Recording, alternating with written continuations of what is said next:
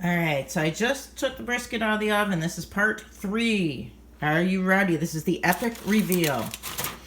I can only do this one-handed because the other hand is obviously holding this. You'll see the steam coming out. And here we go. Let's look at that.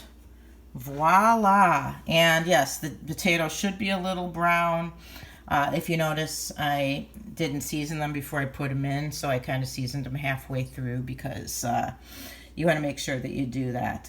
You could do it at any point, so I just wanted to get them in when I was doing the video first. Make sure that they're seasoned so the potatoes aren't bland. And you see underneath here, we've got more gravy and the onions and the potatoes. So what I'm going to do now is I'm going to let this cool off all the way. And you want to keep it like this for like about a half an hour, 45 minutes. It's okay, it's not going anywhere. So after it cools off, obviously I'm going to eat it the next day because I'm going to refrigerate it overnight, and I'm fasting, so right now I can't eat it. I'm just looking at it and smelling it, and my mouth is watering and I'm really hungry. Look at that. So when you cook it, tomorrow, when you heat it up tomorrow, you're going to first take it out of the fridge. You want to scrape off all of that garlic. You're not going to be eating that garlic. So the garlic has already flavored this.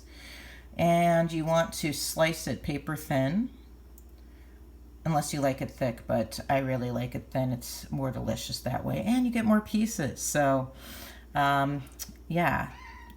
You hear that? That's cats in the background. So sorry. I know. Yeah, they smell it too, and they're hungry. So you slice it really thin.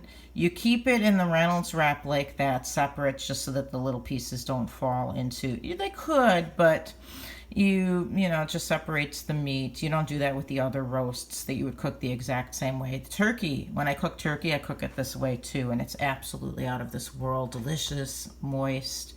So this is going to be a really moist roast. It's going to be delicious tomorrow.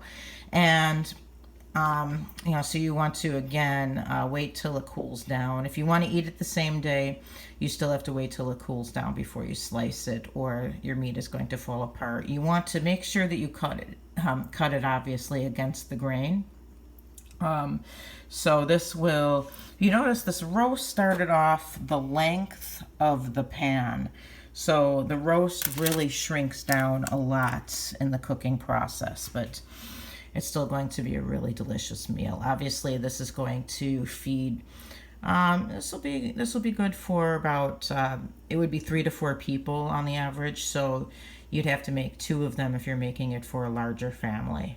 I hope that helps, and we will see you tomorrow when I cut the briskets. You can see how beautiful it looks when it's cut and ready to serve.